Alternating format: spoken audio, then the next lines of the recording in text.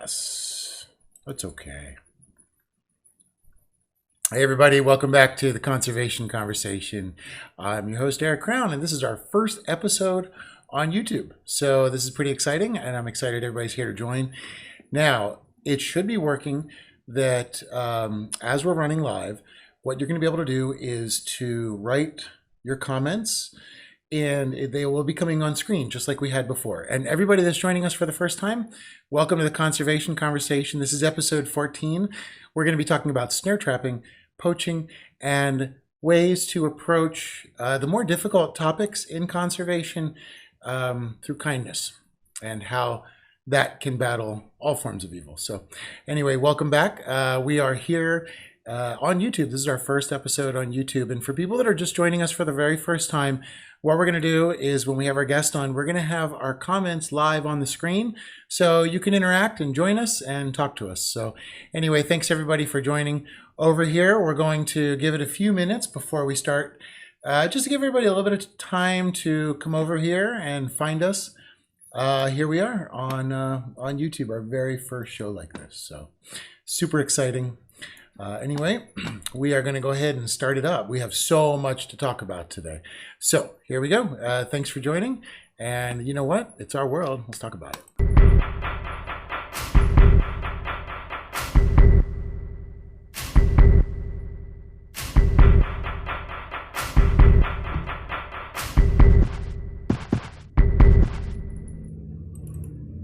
All right, here we go. And we are back. And this is our first time using the basic chat function here on YouTube. So please hop in, come check it out.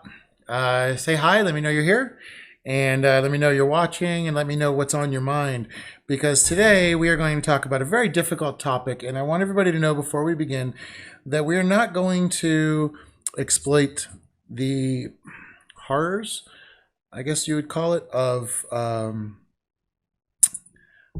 this type of snare trapping. This is a very unique form of trapping, but we're going to talk about our ways that it's being combated and creative ways that people can fight back through kindness. And so anyway, that brings us to the very beginning of the show. As always, we like to start with a quote. So this quote comes from Buddha, and this is really about our topic today. The quote is, "Hatred does not cease by hatred, but only by love. This is the eternal rule."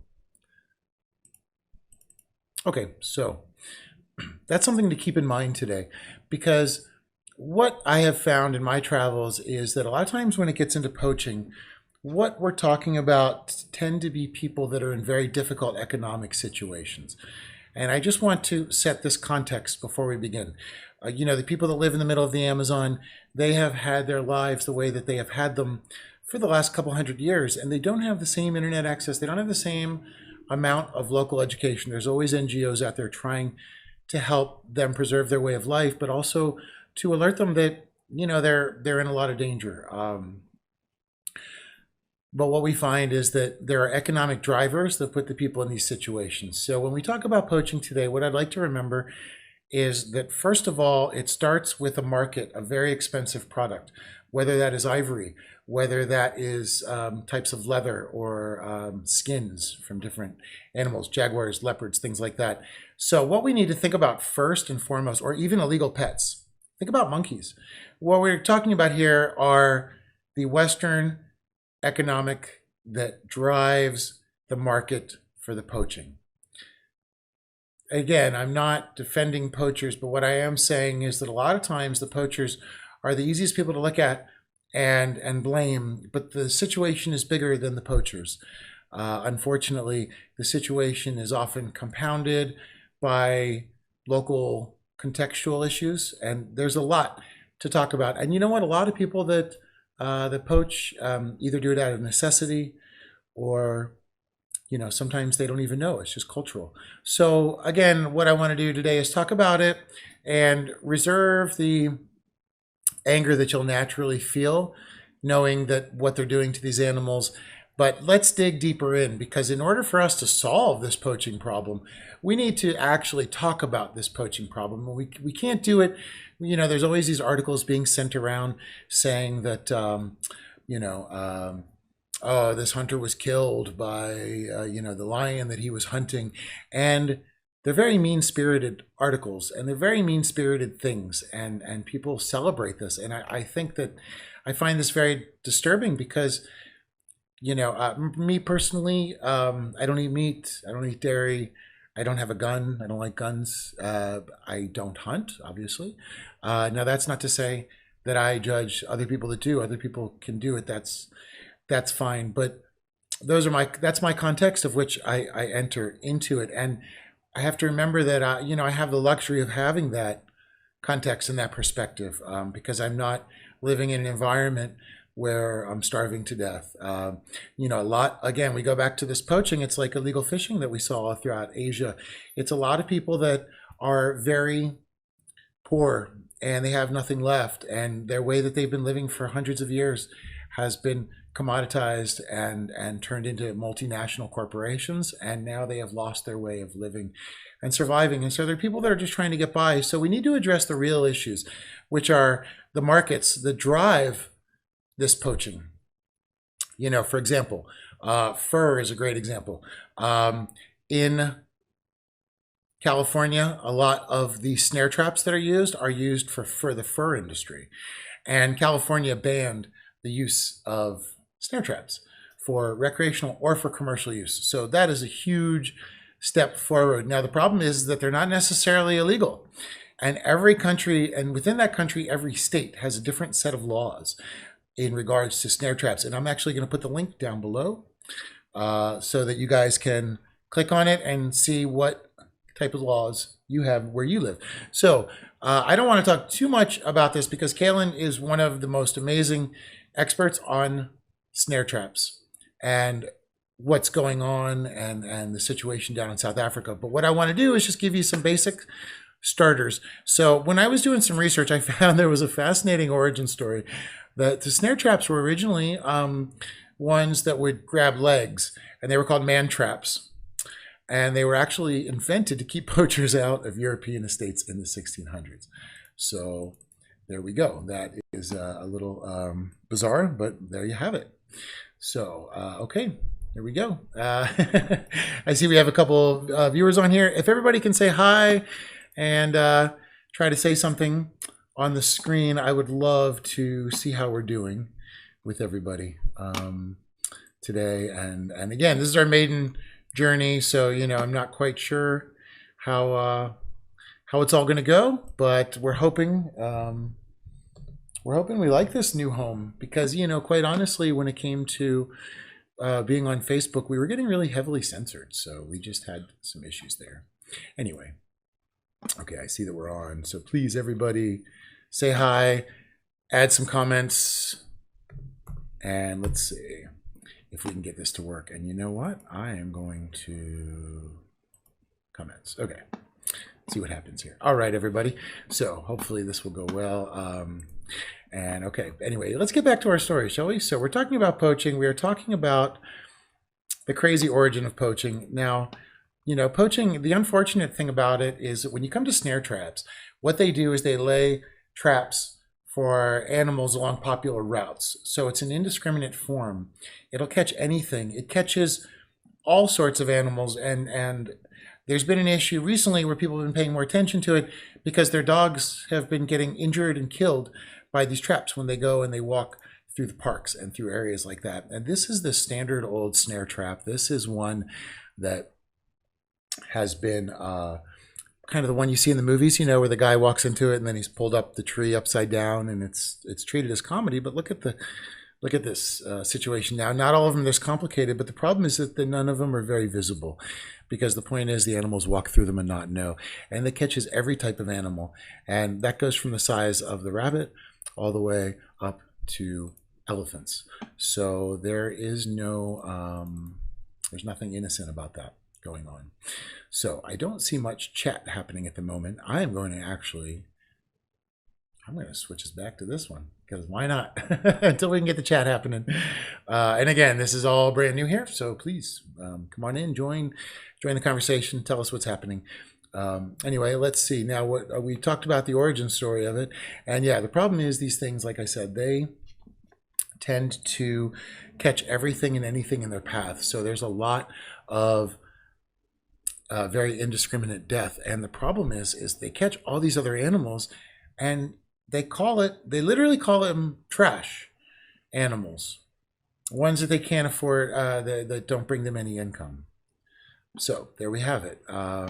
Anyway, I find that to be very crazy, very disturbing. So, all right. So anyway, we're going to bring on Kailen here in about 10 minutes and start talking to him about the situation down there. And again, what I wanted to talk about, Kailen to me is one of the real inspirations in conservation, because we get to look around the world and we get to see how people are treating their local issues. And what Kailen has done, and I don't want to speak much for his program, but he has found a way to go and find these snares that are out there. They turn them into jewelry and then sell them, and that helps fund more snare walks, and that puts more people out in the field. And he starts to bring out kids, and he starts to educate people, and he starts to bring people into the field to not only show them these snares, but to deactivate the snares, remove the snares, and then turn the snares into sellable products that he can then use for funding back into removing more snares. So he has actually found a way for his snares to pay for removing themselves. And that is something we can all learn from, because we all have local issues. What I love about this show is that we get to talk to people around the world. And, what we find is there's a commonality that generally people say, I've had enough of this, and they stand up and do it, because the people that are meant to take charge of things don't tend to. The companies don't tend to. Companies work with companies for what they consider the bigger good, the overall, we're doing this for your own good. They're kind of like disapproving parents a lot of times, right? But what we're finding is that really when it comes to conservation, it's people that stand up and say, this is no good. I can't do this. And again, what we have to remember is the Buddha quote, because we need to go back to having things being done out of compassion and kindness. We don't want animals dead because we care. We don't want them suffering because we care. In these snare traps, a lot of them don't die right away. They will spend days waiting for the hunters to come back. They'll set the traps. They'll leave for days. Sometimes it's 12 hours, sometimes it's 3-4 days. And they come back and check and just see what kind of damage they've caused. So it's an insane amount of cruelty. But again, it's a cruelty that's very difficult to measure, because it's a cruelty that's measured only by the market in which that cruelty is transferred into dollars.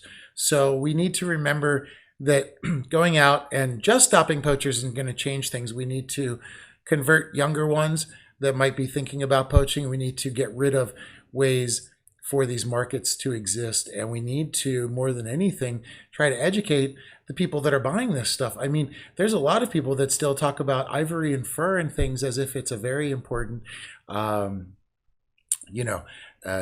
in their life. Oh, it'd be beautiful to have an ivory laden, But that comes from a tusk, and that comes from an elephant, and that creates orphan elephants, and that creates all sorts of issues. That creates death in many, many levels, in many ways, whether it's the families where their resources are being exploited and they're not having the money, or it's the animals that are being exploited for the money, or it's the people that find themselves in situations they don't necessarily want to be in, that they need to do in order to survive. So very complex situation. We have the luxury of sitting here and saying, well, obviously animal suffering is wrong. But again, we need to go in deeper than that, because it's going to require more than feeling bad about it or noticing it. And that's one thing, is today's a very difficult topic, but I want everybody to feel empowered, because this is the point of today's show, is that in the utmost difficulty, you can always find a solution. I always say, yeah, we are the virus. People always say, people are the virus, people are the virus. Well, you know what we are, but we're also our own antibody. We're all we have to fight us. So for every one of us that focuses on conservation, there might be 10 that focus on profit, but acting through love, compassion, and kindness is more power than evil always, and love and truth always win out. And we've seen it forever. And, the Buddha said it, but it's in every religion, it's in every culture. And we have to always remember We're the majority. We are 98%. They say there's the 1%. Well, guess what? Don't worry about the 1%. What about the 99%? What are we doing? We have the power to become the sliding scale of morality that allows money to be made. And there are certain things that eventually through time we say, no, this is not right. We cannot do this anymore. And, we have entered a new era where people talk about speciesism.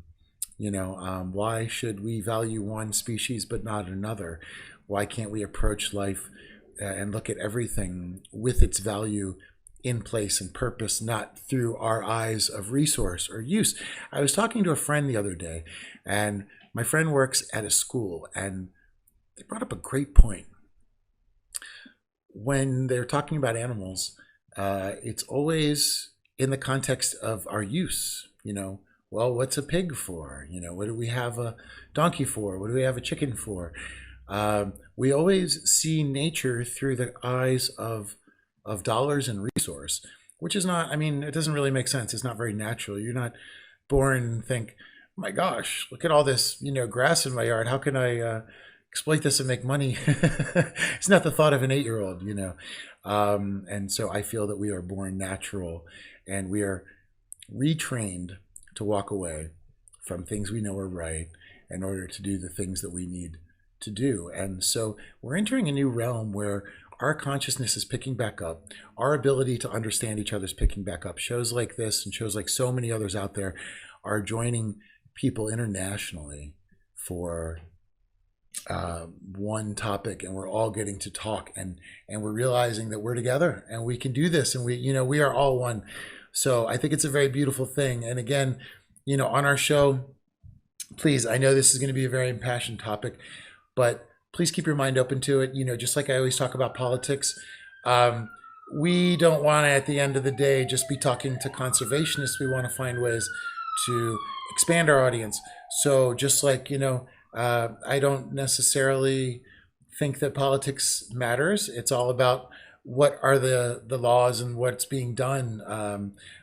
So we need to stay open. We need to hear everyone's opinion, and we need to take everyone's opinion and learn from it, because everyone's perspective can offer us something and can help sharpen our own perspective and our own view on things. So this is why we're here. This is an amazing opportunity for us to all talk, share some links, share our knowledge, share our experience, and let's talk about how this is going to work, because again, something as atrocious as snare trapping is something that we need to address, and it's a silent conservation killer.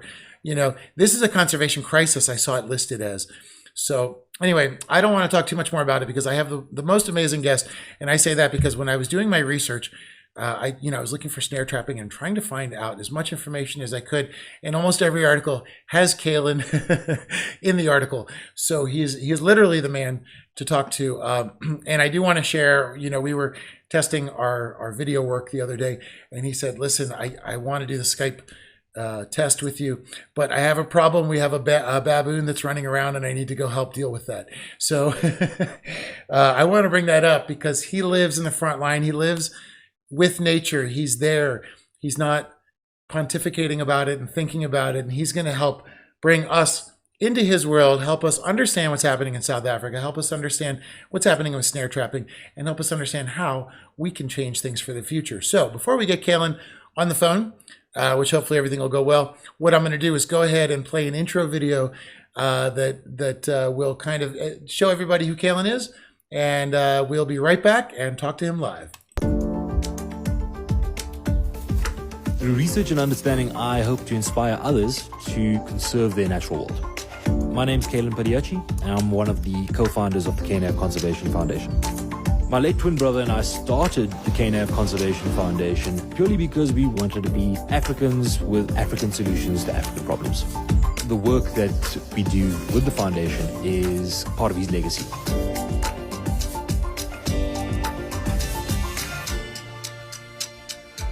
The best way to protect animals and nature would simply to become part of the solution.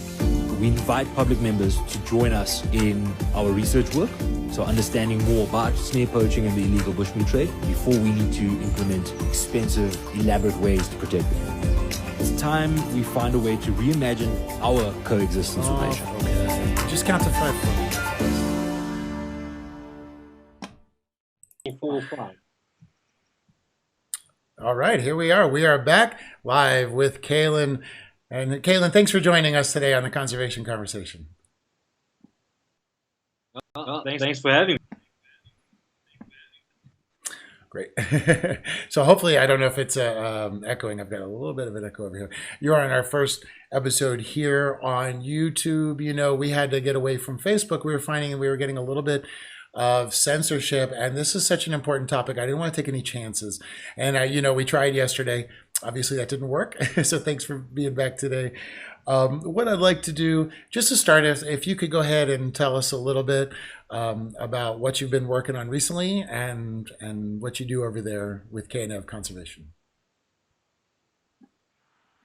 All right. Well, basically, KNF Conservation Foundation, we are an environmental research and education organization.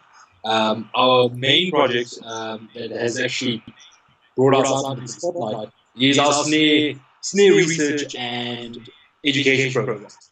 We'll speak about today. And what we do is we go around South Africa, speaking to landowners. We speak to nature reserves, both provincial and private.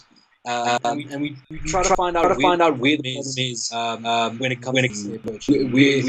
Which areas are experiencing high levels of it, and then we go in and try to find out why. What are the reasons this is happening?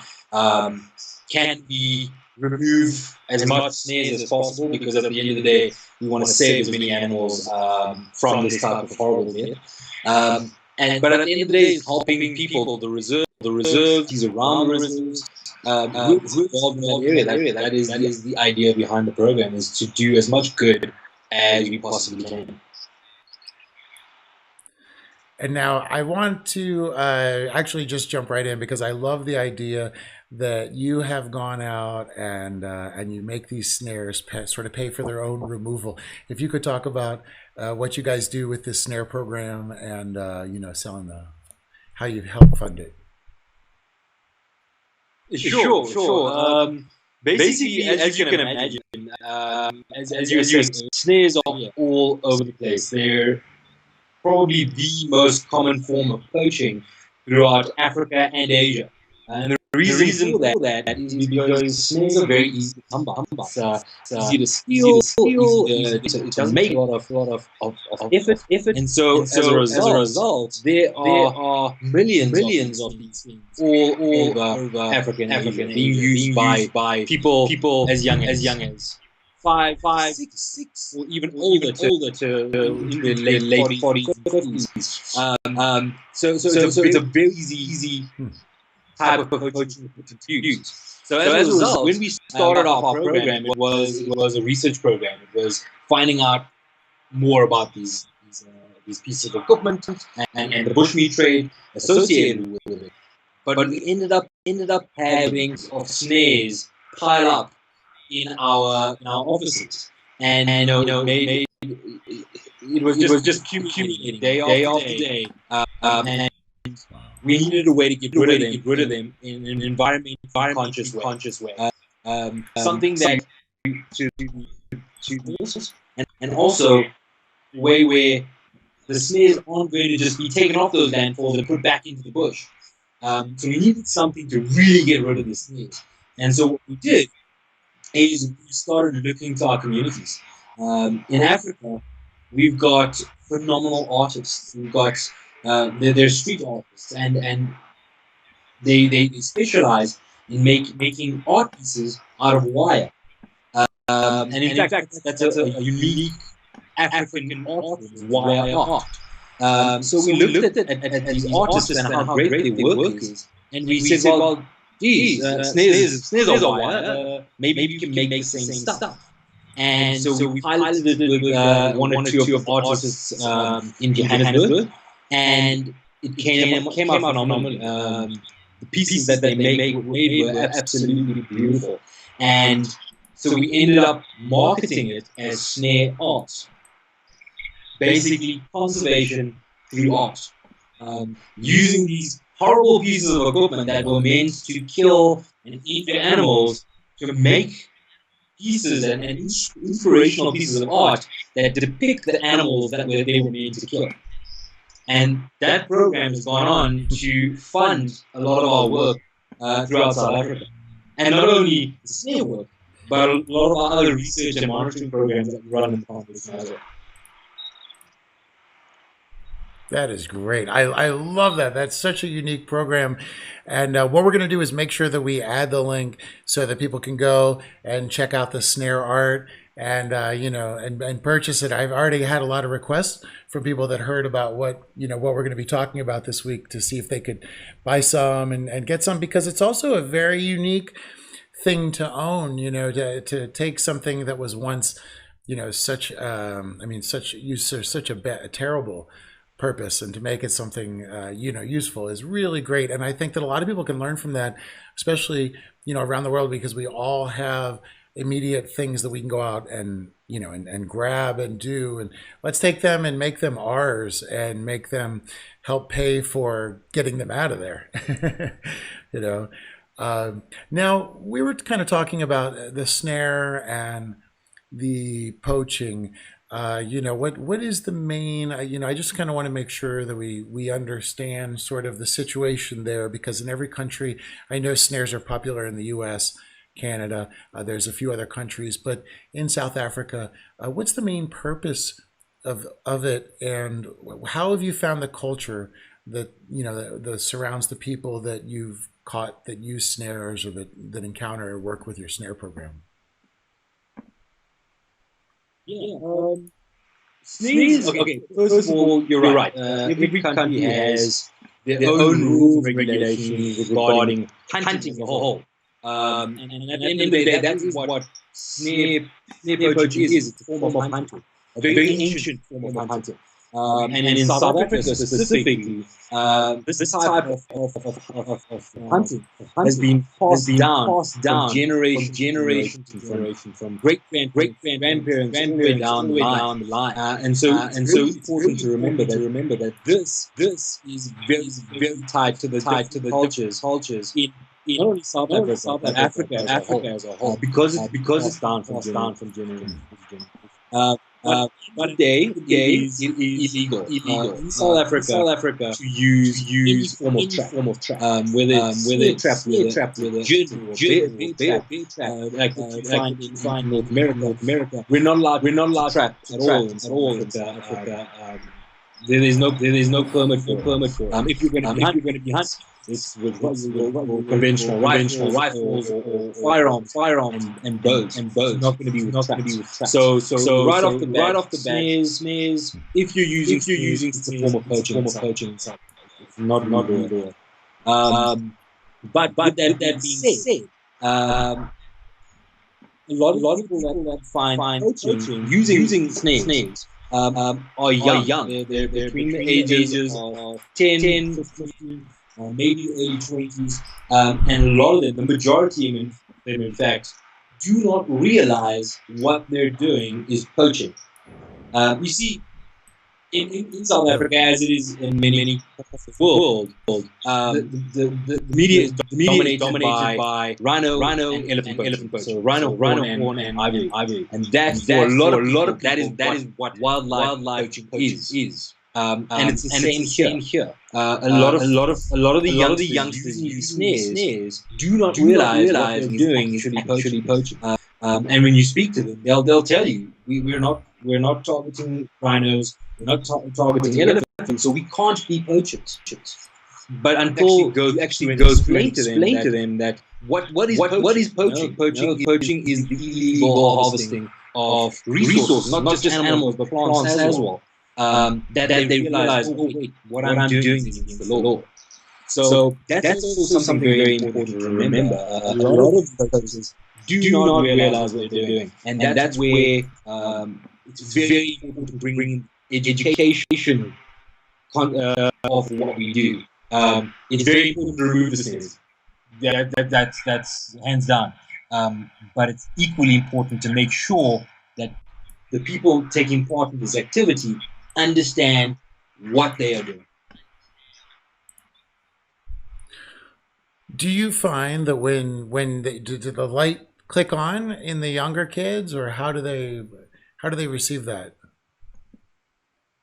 Yeah, I've actually got a quite an amazing story. One of my education groups that we took out for the first time in the cradle of humankind here in South Africa on a snare removal program, snare education program, to teach these children about not only poaching and wildlife poaching, but about wildlife and nature in general. We took them out looking for these snares, and these are high school children, so in their teens, and as we went through the program, teaching them about snares and about poaching, we took them out. We found actual snares in the bush, which we removed and taught them about. Yeah, I noticed there was one child that was standing at the back of the group, and as the program went on, it got quieter and quieter. And at the end of the program, we were kind of having a debrief, discussing what was done during the program, and the child didn't look right. He was quiet, looking down at his feet the entire time. So I pulled him aside, and I said, "Everything all right? Is everything all right? Did you enjoy the burn anything?" And he turned around and he said to me, "Sir, I do this with my friends. When we school in Johannesburg, we go out back to the rural areas, and we do this. We go and catch animals. For us, it's hunting. We never what we were doing was wrong." And I said, "Well, you know better now. I do. But does that make me a bad person? Does that make me a poacher?" And that was when it dawned on me that this is one child. How many of these children are doing the exact same thing? Not only in South Africa, but all over the world. And I said, "You're not a bad person. You just do not know." That's why we and that's our duty as wildlife conservationists, as environmental scientists. It's our duty to get that message across to people, everyone, not just fellow scientists, fellow conservationists, everybody in our community, so that everybody can make an informed decision on their actions. And this is what this child did. I mean, after that program, learning about snare poaching, he told me he's going to teach his friends that what they're doing is so just by changing the mindset of that one child, we possibly change the mindset of an entire community.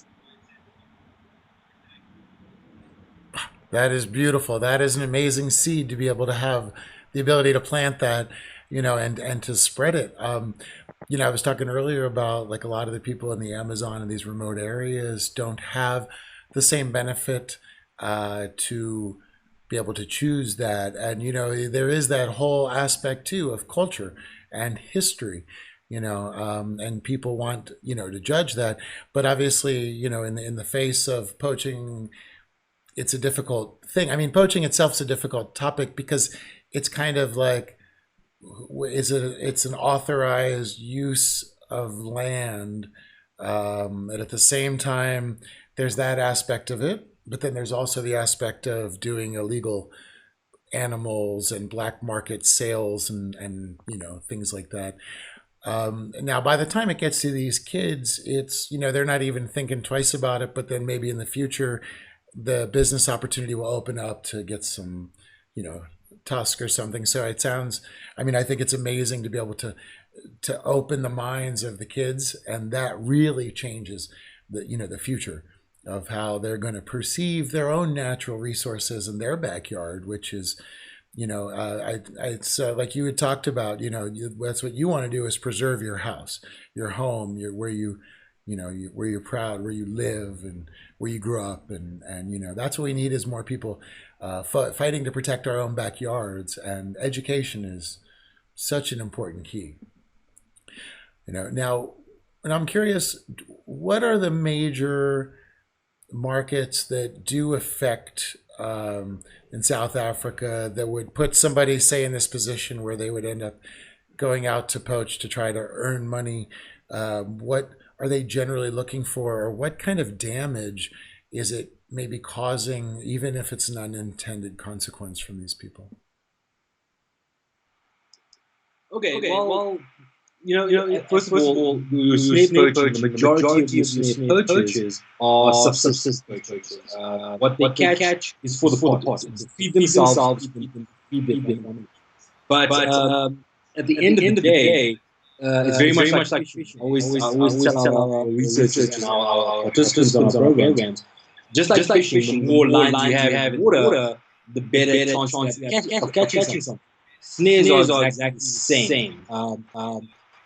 They're so easy to make. So a lot of poachers that use snares will choose to put up 10, 20 snares at a time in one area in the hope that if one misses, the other is going to catch. And now that's obviously having a huge effect on wildlife populations locally in local areas, and in some cases has actually resulted and is resulting in local extinctions of certain species.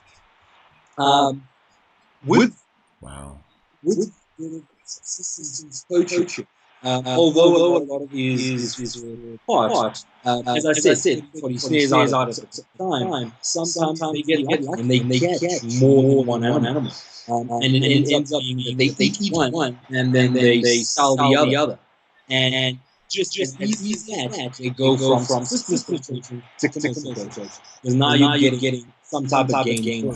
And that's the gate. That becomes now simplest gateway. Just because I had extra, I wanted to share with my friends. It's now a gate because a lot of them start to realize, wait, hold on, I can eat and I can create, I can generate income for myself by selling extra meat.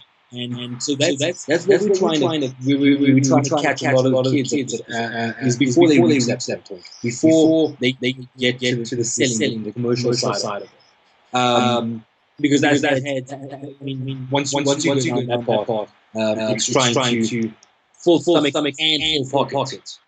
It's a little harder to put out an alternative. But the biggest thing is with the commercial side of it, we're finding that again very cultural. The taste for bushmeat. People are they grow up with it. They grow up eating from a young child. So even if they move out of these rural areas, they come to sprawling cities like Johannesburg, they still have the taste for bushmeat, and that's what fuel that's poaching. Both within our urban areas, because we've started to see more poaching in our urban areas, but also further afield.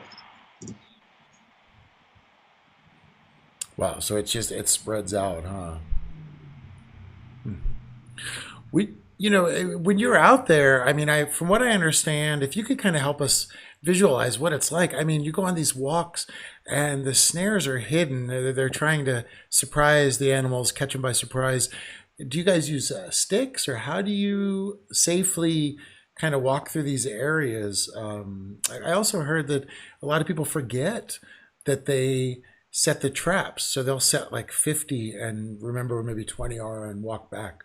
Just kind of curious what your experience is with that. Yeah. Again, it's so cheap to come by, so easy to make.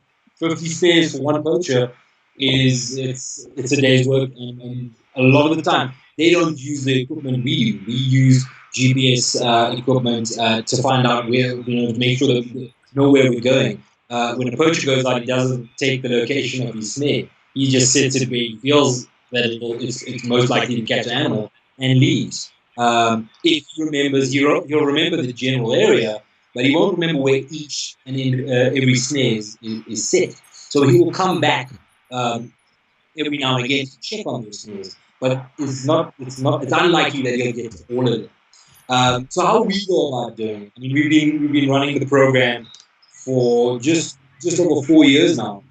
So we've become accustomed to being like and that's part of our research as well. We want to find out what are the characteristics of the landscape that is more likely to have snares. So is the vegetation type, the vegetation structure, a variable that influences snare placement? Is the distance between water sources a variable that influences snares? And this is where the research side and the monitoring side comes in. Is we gather this type of data when we're out in the field. When we find a snare, we gather all this information. What type of snare is it? How big is the snare? So the size of the sex snare will tell you what animal the poacher is targeting. Um, what are the distances between different variables, homestead, roads, water sources?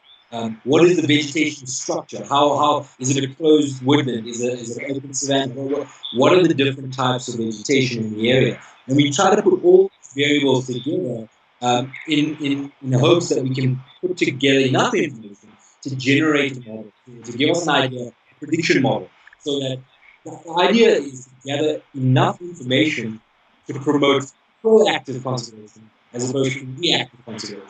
What we're doing with rhinos at the moment, that's very reactive. A rhino has to die for us to put people in motion, put operations in motion. The idea for this program and the data coming out of this program is to have a proactive approach to this, to conservation and to anti-poaching. If we can tell where snares are going to be just by looking at, for example, a Google Earth image of a reserve, we can already put steps in place to prevent that type of poaching happening. And that's what we're trying to gather. So when we go out, as I said, we pick an area, we rely a lot on local intelligence from reserve management, from local communities, and then we go in and we systematically survey an area, looking at variables that we know from experience will promote poaching. So dense vegetation, animals. Animals. People think that animals just walk randomly through the environment. They don't. They follow the path of least resistance. They don't want to work harder than they need to, and poachers know that. Again, poaching is a form of hunting, and these guys are phenomenal hunters. So they understand animal behavior better than an academic behaviorist. They just know where the animal is going to go, how it's going to move through the environment, and they anticipate that, and they put these snares in the path of where these animals are going to go. Water is also a very big thing. Animals need water. Poachers realize, and they use these water holes in permanent water, and that's also seasonal. Seasons, different reserves. So different reserves during different seasons that have snares in different areas. So all this the entire time we're out there, we're gathering data, making sure that we have a full data set of all the reserves we work on to make sure that we get better at detecting this thing, get better at preventing it in the future. That's fantastic that you're taking the information, analyzing it, and that's amazing to go out and to have that much field resource. And you must be, extremely familiar with the areas all around there. I was going to say, one thing that really amazes me is you have a very warm personality, and you're on the front lines of some really difficult conservation situations, I would say. So it seems to me that, you must be very easy to get along with. There must be a certain amount of kind of, I don't know what word to use, maybe respect or, the way that you approach everybody. It sounds like it's not, for us on the outside, we always see it as good and bad. We see the idea that there's armed poachers and there's armed, people in between. But we're talking right now about the actual humans that are doing this to eat. And as fascinating as you explained to us, that becomes the gateway to also being able to realize that it could provide them with a life.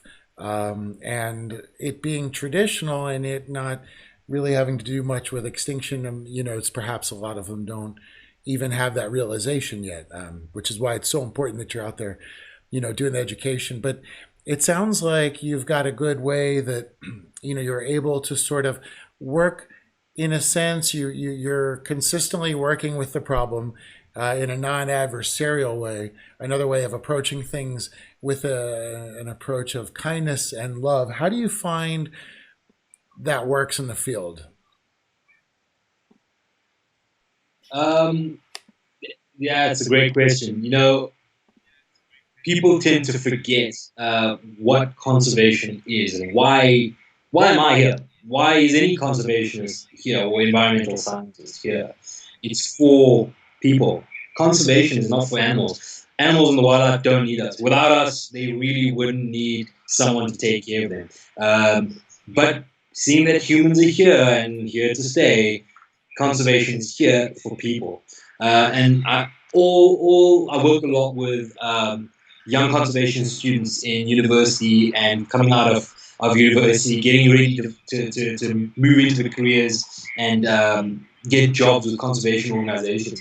And the one thing I always tell them, and I always tell them to remember is you're doing this for people. You're doing this so that your children and your children's children are going to have this at the end of the day. And the fact that we're saying your children, your children's children, it's for people. It's not for wildlife. It's not for the environment. It's for people. And that's number one. That is always important to remember. Also, it makes it a little easier. We are not an anti-poaching unit. We're not a security force. We're not the police. We're scientists. We are there to gather data. We are there to analyze that data and to provide the community with answers. And when we go into any community, any reserve, that is the mindset we go into. We are not here to arrest people. So on our surveys, we have come across poachers. We have come across poachers setting snares. We have come across poachers that are in the middle of processing a carcass. Very simply, if they would like to talk to us, we talk. We chat to them, we speak to them about it. If they don't want to talk to us, that's great. We leave them be because our job is not to arrest people. Our job is there to get answers. We obviously work with security teams. They take over from that point. But I found, especially when it comes to data and intelligence gathering, you win a lot more flies with sugar than with crack, unfortunately. So the idea is build a rapport. It's so important to build that rapport with the community. They need to be able to trust you. You're not coming there to fight with them. You're coming there to help them in the long run. Poaching at the end of the day, bushmeat, especially the bushmeat trade, we think about it from a very Western kind of mindset, protecting animals, keeping animals safe, and wanting to, we value the intrinsic and but these communities aren't Western communities. These communities, as you said before, they've grown up, they've lived off land for hundreds of years. They've learned to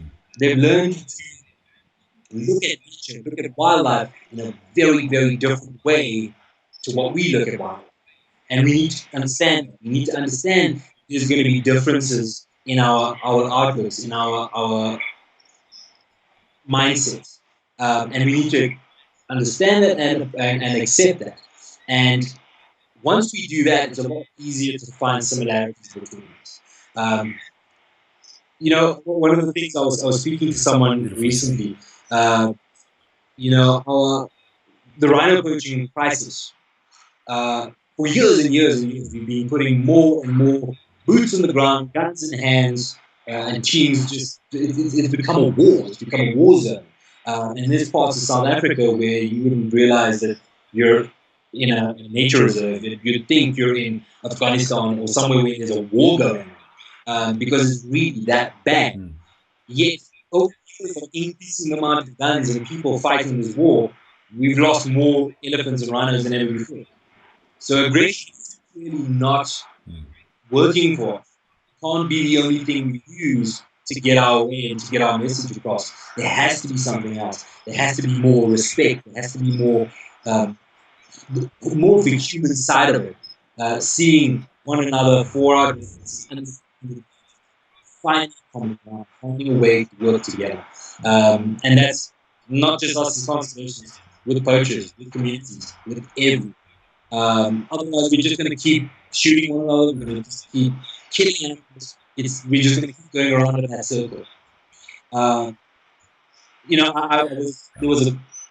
was a program a little while ago. I can't remember where I watched it, of a group of I'm sorry to say, American ex-military that came into a town or a village in Africa to help with the poaching crisis.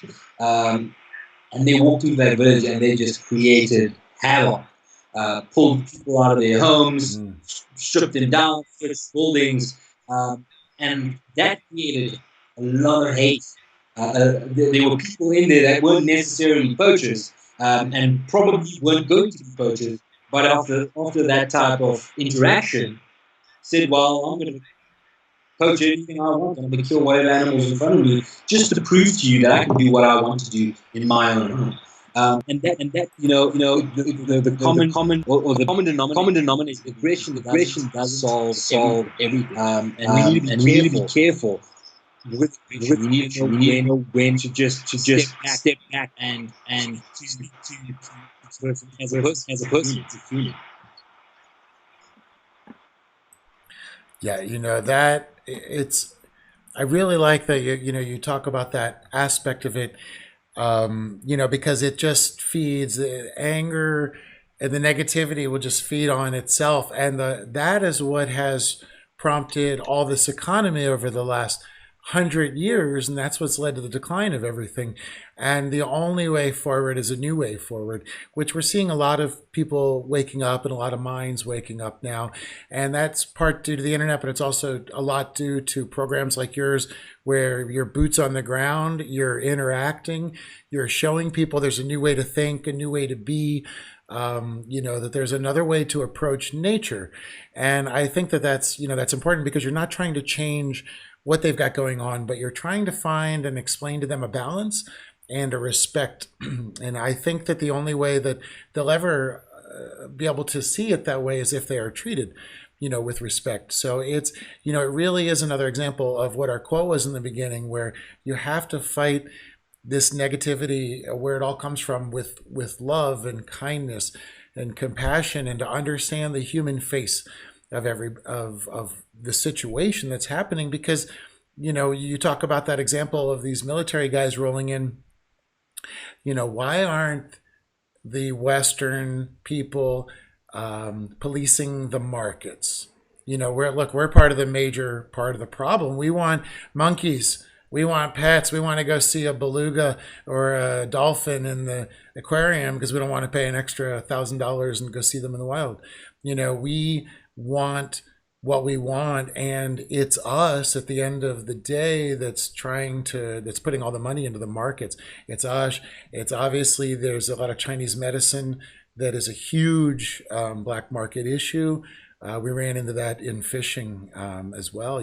For example, when I was out with some crabbers, they would catch a seahorse, and the seahorse was worth like $2 or $3 if they sold it locally. And instead, if they sold it for Chinese medicine, it was worth $15, which for them was like 2 days of pay. So when we talk about these things, it's important to talk about addressing the source of the problem, because it's the only way we're going to fix it. And I know that they've tried with legislation, and there's a lot of ongoing battles. And while they're fighting that side of it, you guys are in the ground fighting. You're on the ground. You're in with people. I just can't even imagine. If you could kind of help us understand, like, okay, you walk up and the guy is setting his snare. Is he automatically defensive of you, or is he willing to talk to you, or how does that interaction go? That seems amazing. Yeah, 9 times out of 10, the guy takes off in the other direction. He wants nothing to do with us, because he's experience with anybody there other than his fellow poachers is he catches a hiding from security or from the police because of what he's doing. So anybody that pitches up that he doesn't know, he's heading in the opposite direction at a pace. A funny story, I took a group out probably about 2 years ago, and the group was made primarily out of women, and it's strange. We get a lot of female supporters and people that want to come and join the the program, a lot of females. And we took a walk out and we were looking for snares, and we came across a poacher that was setting a snare. He took off running, and one of the ladies that were on the program ran after him at a pace. This was after I I explicitly said, we're here as researchers, not security forces. Cannot be chasing anybody down. He took off running. I think I only caught up with her about half a kilometer away. But yeah, most of the time. Again, they're also kids. A lot of the poachers that we come across are youngsters. So they're very scared. They all they know is mom and dad have told me that when I'm out and you come into contact with somebody in uniform, they're going to hurt you or they're going to be nasty to you, because that's what they're used to, and that's what their experience is. And so a lot of the time they're super. They don't want to say anything. They don't want to do anything just in case we hurt them. But most of the time they just don't want anything to do with us. What have you? Well, this is a two-part question. I'm wondering how many snares you run into when you go out and you do your surveys in a typical day, and also have you ever run across a person that has gotten into like a snare or a steel trap or been injured through any of these that you've seen? On an average day, it varies depending on season. It tends to be able to find a lot more snares during the winter or drier seasons because there's a lot less vegetation than in summer. But I think we surveyed an entire reserve for a full day and we came across not a single snare. And then there's been days where within 1 to 2 kilometers we've removed over 80 snares. So it varies depending on what season we're in. And what was the second part of that? Oh, person, people getting caught in it. Oh, and the second is yeah. So basically, yes, we have had people that are caught in snares. In fact, we were out in the field about a week ago now, and one of our participants that were on the program actually got caught in a snare as we were exiting the field. But these snares are not, again, they're slip knots. In fact, I have a snare right here, so I don't know if you guys can see it. It's a little bit blurred, but basically, it's a very simple piece of equipment. So it's set up along a. There we go. Yeah. It's set up along a an animal path. Let me just see if I can undo this. There you go. That's better. It's set up along an animal path, just like this. And what happens is, as the animal passes through, it gets caught around the leg or around the neck, and then it just gets tighter the more you pull. And you can see. And with humans, easy. We've got thumbs, it's easy to just take it off. So we don't really get hurt. But you can imagine with a jackal or a warthog, something that doesn't have thumbs, and then in their mind they're terrified, something's got a hold of them, they just keep pulling until unfortunately that snake cuts through them.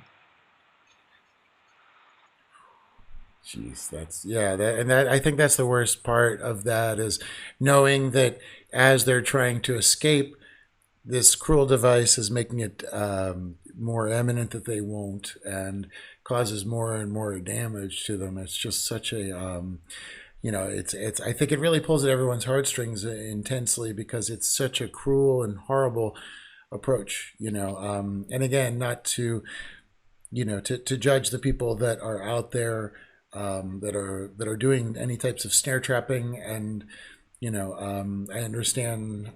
Hunting and trapping has been a very long tradition. In our country, it went out of control. I mean, people saw the movie The Revenant. We lost we depleted all of our resources of all of our wild animals due to our need for fur and hunting and some other things, and not really sustenance. The messed up thing in America is that we actually hunted to destroy sustenance. we went in and decided to kill a lot of the buffalo so that a lot of the First Nation people wouldn't have access to the food that they normally had. So, Western economy is often built in this sort of destructive realm. So I think it's nice that you guys are finding a way to, like I said, you grab the snares, you turn it into art, you sell it, it helps pay for going back out and taking more snares out. And, I don't want to get too into the sad part of the snare itself, because people can Google that and look into that. But I do think that the way that you've handled it is a great inspiration for people around the world that have to deal with these immediate problems, and instead of asking your senator and trying to lobby them and all that stuff, just go out in the field and one person can make a huge difference. And that's what's amazing to see. And I love that you are so devoted to continuing education. I wanted to mention on here that you gave a TED Talk. And yeah, now do I understand, was that too controversial for them to release, or are you still waiting for them to maybe put that out? I've been waiting, after a few emails, I still haven't had a reply, so I'm not too sure if it was too controversial or what the story was. But yeah, it was a TED Talk on in fact, exactly this. It was snare poaching, how we use art to conserve species. It's just basically on the program. So, and okay, now I like the way you said that too. Art to save the species, to save a species. And again, that is another way that everything you're doing comes from an organic foundation of kindness and compassion and creativity, which is another nice element that a lot of times gets lost, especially in conservation. So it's a really nice thing to bring it in. People often feel conservation, they can't help. It's out of their hands. Everything's going extinct, and the world's a dumpster fire, and what are we going to do? But in fact, we always talk about this. We have a lot we can do. And, right here, right now is a perfect example. You can walk in the field, you can take a snare out. You might be somebody that knows how to creatively turn that into art. You might be somebody that lives in Germany or England or Ohio or Los Angeles that says, I'm going to buy that piece of jewelry and help these guys in South Africa. So we have this amazing worldwide, sort of like we're a self-enclosed market. I think in a lot of ways we've all stopped waiting for the world to change and started making it change. And so I really wanted to thank you for that, because to me you're a big inspiration, because you've made the world different by how you go out and you do it. And that, but leading by example is the way to go. And I'm excited that you're out there changing the kids, changing the future, and changing this conversation and bringing attention to it, because I know it's a fine line when it comes to snares, but it's really important that we curb this illegal use of them and to get people on the right path back on this. Now what I wanted to ask is, I'm sorry. I have to say it because, one thing that I love about this show is that I get to talk to people that really are inspirations. And, it's amazing because, it's around the world, and everybody that's watching this now thinks, hey, I can go out and I've got the same thing right here, and now I know you've gone over this before, but I would like to say, what was the moment that you went, we can't have this. I'm going to step up and do this.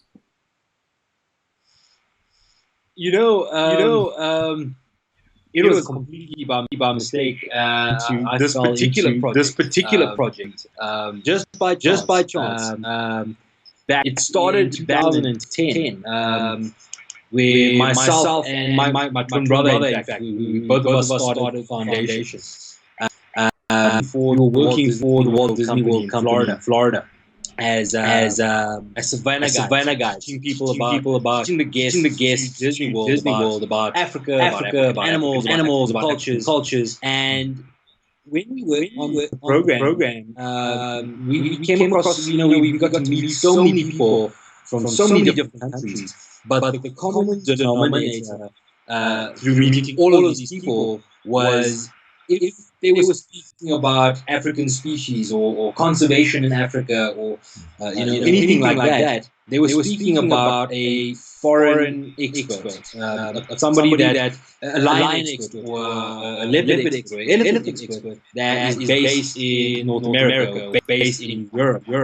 Never did they ever mention an African scientist or an African conservationist that was making a difference in their own country. It was always foreigners making a difference in an African country, and that didn't sit well with us. And we wanted we had discussions about it with friends, and we said, is it that there are no experts in our countries? Is it that there's no one there willing to speak out? And so we started the fund to change that to bring knowledge that there are local experts, there are people that are dedicated, that have dedicated their lives to protecting species, to improving the environmental integrity of our African countries. They were born and bred, and there are people like that, and that's where we started. When we left Walt Disney World, we got the foundation up and running, and we were looking for our first project. And when we got back to Johannesburg, a friend of ours from one of the universities said, "Hey, listen, we do a lot of work out in a reserve that is just riddled with snare traps." And at that stage, we didn't know much about poaching, and because we were very ecologically trained, we've never done any anti-poaching work. We were very hesitant to get involved with poaching. So we said, well, what we do know how to do is research. We know how to find answers for things. Let's go take a look. Let's go see why it's happening, and just snowball from there, and what it is today. That is great. And you say you maybe fell into it accidentally. I would say maybe you didn't know it, but that's always probably been your path.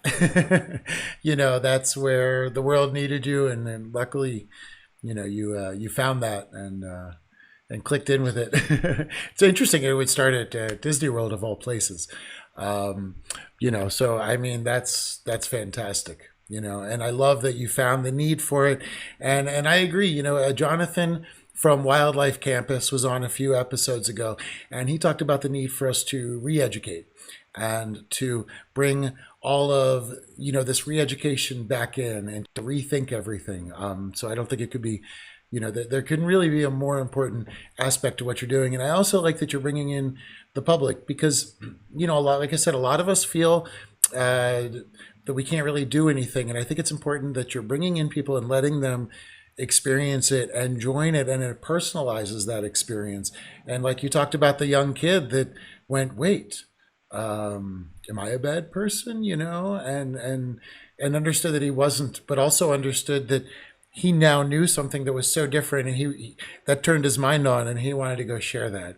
And that's what's exciting about information and knowledge is once you transfer it over, you see that light pop on, and people love to share it. And I think that's something that we've kind of lost in a lot of ways in our modern time is sharing of that information. And again, that's what I try to do on this show. We try to bring the community in and have everybody share links and share their opinions, because too often we're all fragmented and we entrench.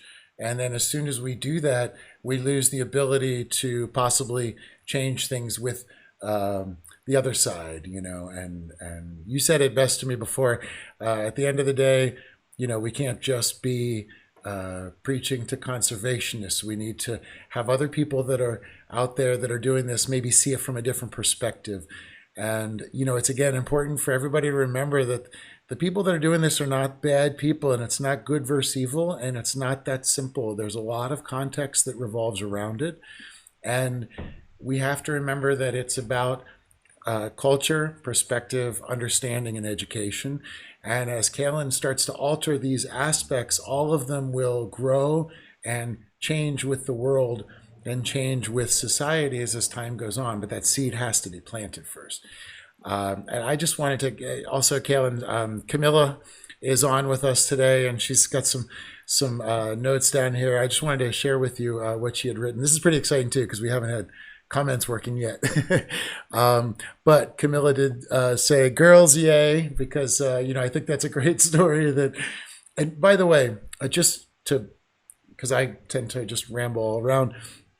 Women in conservation is a very underreported topic, but in my experience, I have found women in conservation to be one of the strongest forces. In general, the audience that I deal with the most are women. They spend a lot of time educating themselves about the topics. They have a lot of passion, a lot of empathy, and they see it in all the ways. Men have a harder time, I think, in a sense, seeing the various aspects, but women can understand the animal suffering, the cultural need, the pride or the respect of the person involved, the nuances. And I think, in my experience at least, I have found women in conservation to really be one of the strongest components, as we move forward. And it's amazing and I love having that in our group because, yeah, they're definitely, I think, really taking over right now. And you've got Greta and you've got a lot of other conservationists, so they're making us guys kind of up our game a bit, which is good. We always need to try to get a little better.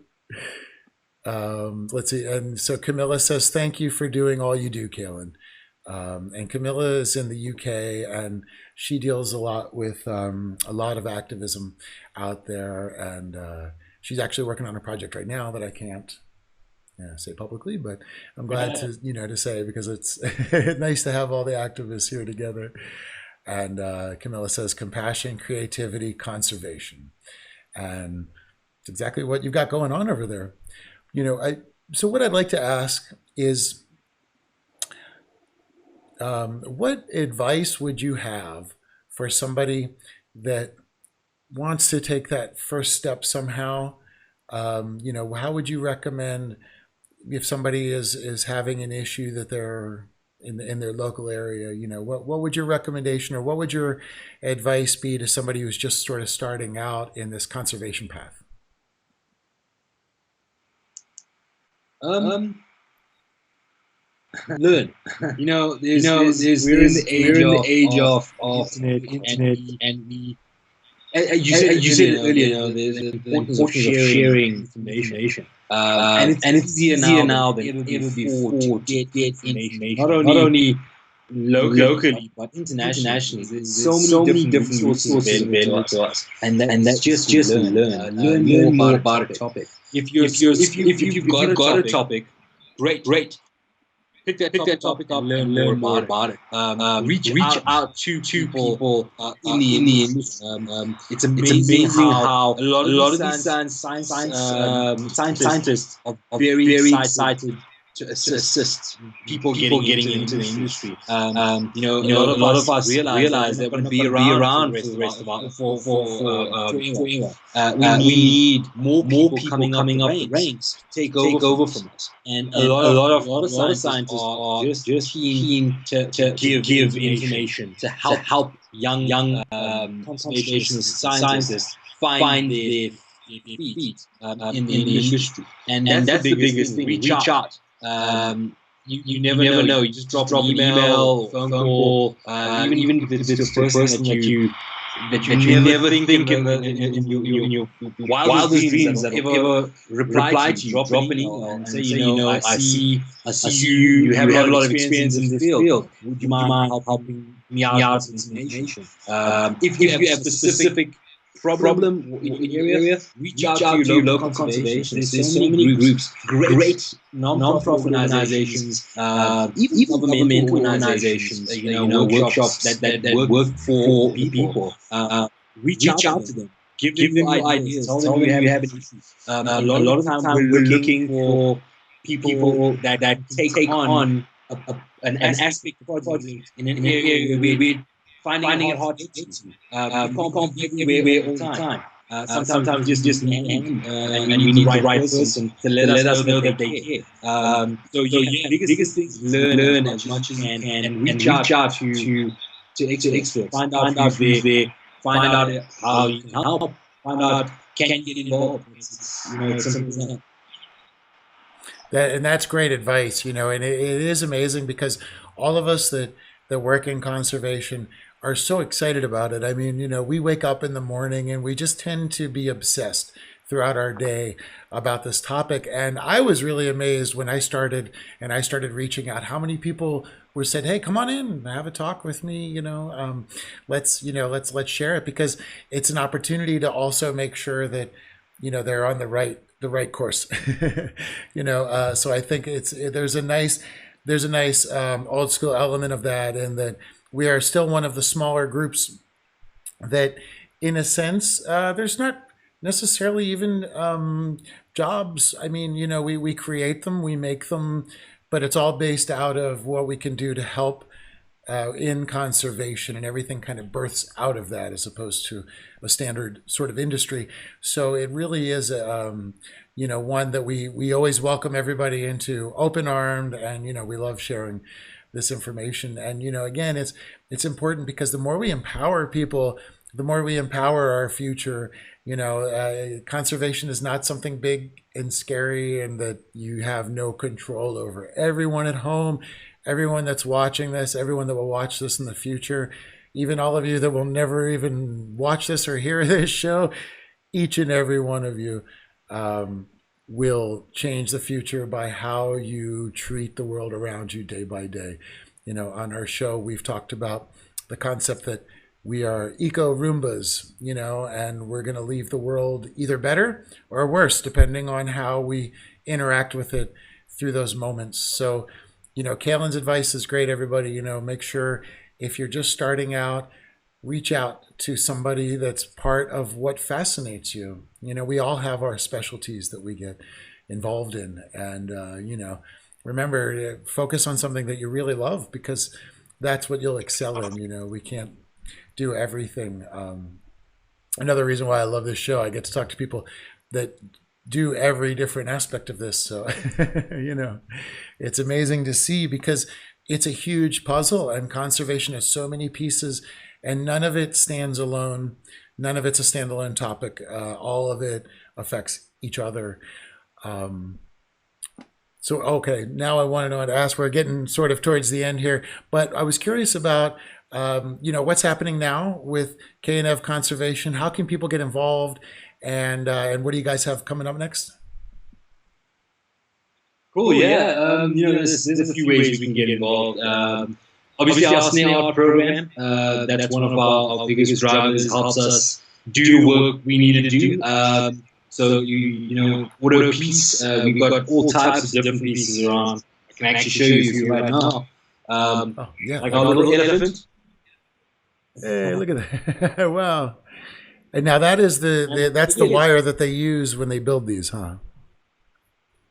These pieces, every piece that we sell is 100% snare. So there's not a piece in here that is not snare wire. Everything has either caught an animal or was set to catch an animal. We also use recycled material. All this is recycled. The wood that it's sitting on is actually alien invasive vegetation that is removed out of our natural areas. So it's alien invasive wood that is causing havoc. Also, one of the biggest threats to biodiversity in South Africa is alien invasive vegetation. And so we use it for snare art pieces. Everything is recycled on this, so it's environmentally friendly as well. So that's one of the ways. It's a beautiful piece. Thank you very much. It is, the artists are phenomenal. These are guys that are they're wire artists. That's what they do with their life, and they've chosen to do that. A lot of them are very underprivileged. They're living below the red line, but their passion is artwork. It's what they do. They don't want to do anything, and so it gives them purpose. And through the Snare program, they kind of feel. They feel like they're part of saving wildlife, because they're sitting on, in areas as artists. They never get just by making this piece. They feel that they're saving wildlife. So it gives them that purpose.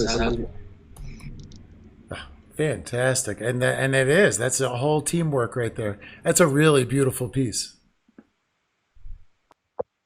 Thank you. And if people want to get involved, we're actually starting to take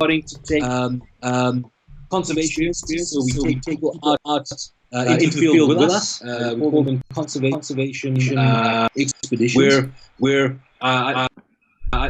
actually expanding the removal program to Uganda, where we're going to be removing snares from some of the forests where the chimpanzees and gorillas are. So we're spreading out, collaborating with a few organizations up in that part of the world, and shortly keep an eye out on our website and our Facebook page. We're going to start offering expeditions for people to come and join us out in Africa for days out in the bush and learn about snare poaching while having an amazing and very difficult safari. You'll be on foot. You'll be walking with rangers, learning about what it is like to be a wildlife conservationist in Africa, what it's like to research animals. So it's going to be very interesting. Wow, that sounds amazing, and that is great. And I will make sure to put the links down there so everybody can check in on that. I mean, to be able to go see that firsthand would be incredible, you know. And it's that's. I'm going to keep an eye on it myself because I'm trying to get over there, and would love to be able to catch up with you guys in person one day. You know. Sure. Yeah. You know, one of the biggest things. It's also one of the concepts that we've been for a little bit of time now as KNF conservation is tourism with conservation. Tourism and education with conservation research to give people understanding of what is happening. You know, there's so many people out there that are saying what are people doing for conservation? You know, you speak about what's being done, giving you an opportunity to come and get involved.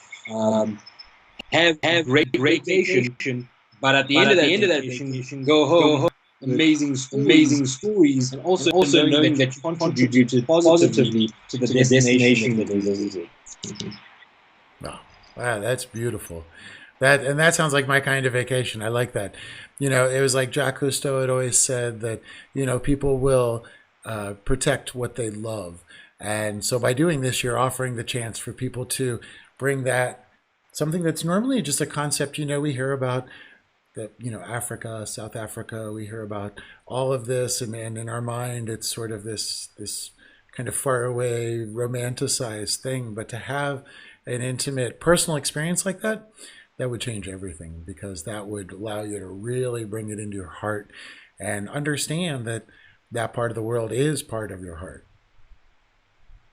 No, that's true. You know, we live by. There was a great quote by Baba Diom, and when you know, he said at the end, we'll conserve only what we love only what we understand, and we'll understand only what we've been taught. And we at KNF Conservation Foundation, that we try to live by that. Don't just assume that people are going to love what you conserve, what you can conserve. If they don't understand, if they don't know it, we cannot expect towards it. And so this is what our programs are all about. Not just the snare programs, but conservation expeditions is about teaching people, giving them the opportunity to fall in love with what we fall in love with, and protect what we strive to protect. That's great. That is the way to continue to change the world and the future for the better. You know, that, and I really wanted to, you know, thank you for being out there, for doing this program, for bringing snare awareness to all of us. Because as I said, when I was looking online, I found a People magazine article about you talking about snares, and every bit of education and information was from a source, either from your website or from work that you've done. So it's really invaluable. And, you know, just as a conservationist, I wanted to thank you for this amount of work. And I know that a lot of other people out there, you know, feel the same way. And we are running out of time though. Unfortunately, I did want to ask before we go, because there's still like so many things I'd like to ask you and talk about. But is there any part of what you do or your approach to life or snares in general that you'd like to talk to us about that we didn't go over today, or cover anything that you wanted to make sure we discuss? That's. I think we covered quite a bit of it. The biggest thing I want to get through to people is not all of us can contribute financially. So not all of us can buy a Snare art piece or donate, and that's not only to Kailen Conservation Foundation. That's any one of the amazing organizations. Not all of us can contribute financially. Not all of us can be in the field every day doing what we do. But every single one of us have the ability to learn a little bit more about a topic. Every single one of us have the ability to teach others about what we've learned. Humans are social animals. We want to talk to others. I mean, on a daily basis, we can speak to hundreds of people. Some days. And if we talk to one of those people, teach them about what we learned today, about snares. Just one person every day. We'll see so many people over a year, over our lifetime. And just by spreading that information, you're already making a difference. You're already helping us do what we do. You don't have to be here. You don't have to be in the field doing it. We'd love to have you. But just by teaching others, you're making very difference. Wow. Beautifully said. Beautifully said. Well, Kailen, thank you for being on the show with us today. It was really an amazing show, and to get to talk to you about everything down there and to get to rethink and re-understand the situation over there so we can really talk about how to address it. And I want to appreciate you for being on today. It's really amazing. Thanks so much for having me. It was absolutely awesome chatting. Oh, great. Thanks, man. Well, hopefully, if all's good, maybe we can have you back on in a few more episodes. This is a topic that we still have a lot more to cover. So thanks again for being on today, Kailen. Awesome. Thanks so much, eh? Cheers. Bye-bye. So there we have it, everybody. Kailen Padayachee, one of the nicest guys, extremely well-educated, extremely compassionate, extremely kind, and changing the world just by being himself. I mean, you guys saw him. You saw what a warm smile he has, what an amazing way to talk. He is somebody that has found his passion and his way that he can make a difference in the world. And to me, that is completely what this is all about. This is the inspiration, because, 2 years ago, I was not out doing conservation. I was doing production. And I thought to myself, how do I start? And, Kailen said it best. You just reach out to people out there in your industry, people you've heard about, people that have the same passion you have. If it's seals, find the lady that helps protect the seals. If it's sharks, find the people that do shark diving. They are everywhere. I went shark diving with my good friend Blaine, and that's what started me all off on conservation, was just simply reaching out to a thing called the Shark Boat, Captain Chris Wade. I know he's out there somewhere. And I went on and I was organizing his video. I just had a bunch of surgeries. I could barely walk. And just by being on the boat, by being in the environment, I started to meet everybody, and it opened up all my paths. So I do think that Kailen definitely had the best piece of advice. Just reach out. And you know what? All of us that do conservation, we are all more than happy to help, because the people that are entering are the people that are going to make the change after we sit back and kick back. And I think Kailen's a little younger than I am, but as we move on in age, we need some younger folks to jump in.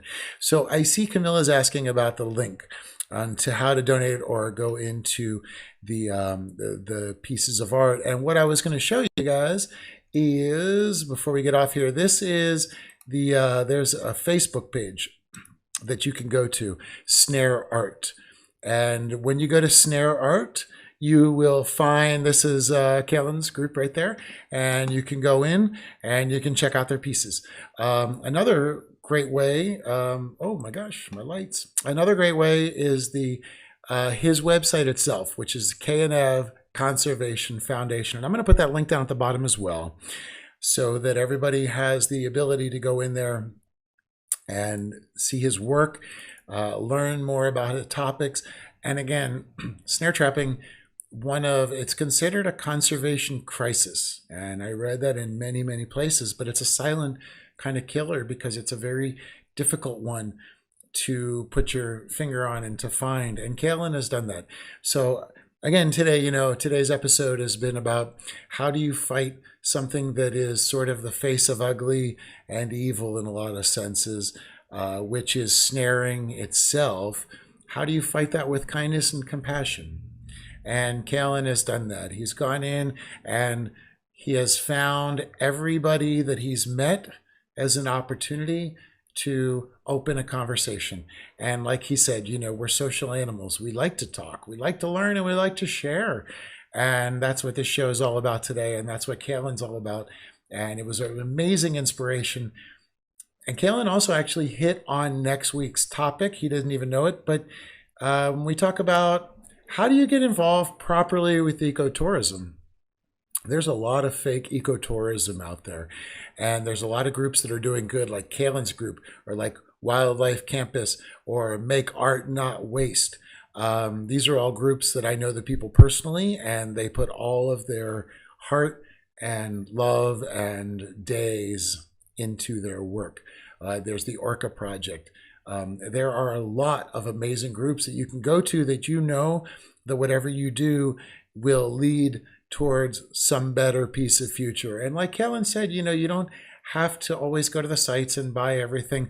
Just by thinking about this topic, learning about this topic, and sharing a conversation about this topic, you've made this topic alive and you've given it more strength. And the more we have all these separate conversations, the more it becomes a unified conversation, and the world grows and the voice grows worldwide. And once we start to do that with topics, we will be able to start to find the source of where these problems are. Again, it goes back to these black markets, ivory, skins, Chinese medicine, but it also goes back to the United States markets of wanting pets. Animals are killed often. And, I saw it firsthand where they will kill monkeys, eat the adults, or sell the carcasses, and then sell the babies into the illegal pet trade. And once the illegal pets make it into people's homes, nobody questions if they're illegal or not anymore. So there are a lot of buying habits. Just like we've rethought recycling, we need to start rethinking our relationship to things. We've stopped circuses. Now we need to rethink about some zoos. We need to rethink about what a sanctuary entails. We need to really reconsider these things. So I just kind of wanted to throw that out there because next week we are going to talk about what's called performative activism, where there's a lot of people out there that are hurting animals without realizing it by taking selfies with them and encouraging people to go to these quote unquote sanctuaries and fake ecotourism. And, I think we were talking with Kailen, we talked about the fact that these people are not evil. They are doing what they know. But the evil that happens often happens in places that look the sweetest. So for example, in a zoo, we save animals, but do they breed animals? So anyway, there are good zoos, there are good sanctuaries, because some of them will help and then release. I am not a believer in captive animals in any way, shape, or form. I don't really necessarily believe in zoos. And the few sanctuaries that I've been to that have really been doing their part, one of them is in Cambodia. These sanctuaries are not open to the public because once you take in an injured animal, it should all be about saving the animal. And if it becomes about a human-animal interaction, then it becomes exploitative. And then next thing you know, you're headed into just exploitative use of these animals for profit, which is something we're all trying to get away from. Everybody wants to get away from this way of thinking before. Our great grandfathers that had monkeys and bears and stuff, they didn't necessarily think or know any better. But we don't have that excuse today. We are educated, we're knowledgeable, and we know about all the pitfalls out there. But again, please do not let it overwhelm you. Remember that for every pitfall and problem, we can build a bridge. For every problem that humans create, humans can create a solution. And just like Kailen, I think it's beautiful if we can go create that solution through acts of compassion and kindness on every level, whether we're dealing with people that we might have differences with, to dealing with the animals themselves. Everything we do in life, if we come with pure heart, clean hands, and kindness and compassion, we can change the world through, as I always say, it's a revolution through our daily routine. It's just that simple. Revolution through daily routine. We always push ourselves to get a little bit better. So I'm going to put those links down there. Thank you for joining me today. This is episode 14. This is very exciting. This is our first one on YouTube. Hopefully it went well. If you did miss it, you are going to see it on Facebook coming on live. I don't mind playing it there secondarily. But join us next Saturday. We'll be right back here on YouTube, and we're going to be talking about how to avoid fake ecotourism and how to make sure that when you are being conscious of the animals, that you're not getting fooled by any of these companies. So again, I just wanted to say thank you for being here today. Snare trapping, an amazing topic. Kailen, an amazing person, amazing conservationist, amazing to have him on the show today. To me, one of my absolute favorite inspirations. So it was a very kind of on a personal level, a very exciting show today. So thank you guys for joining us this week. And I can't wait to see you this upcoming Saturday. Remember, it's the conservation conversation. It's our world. Let's talk about it.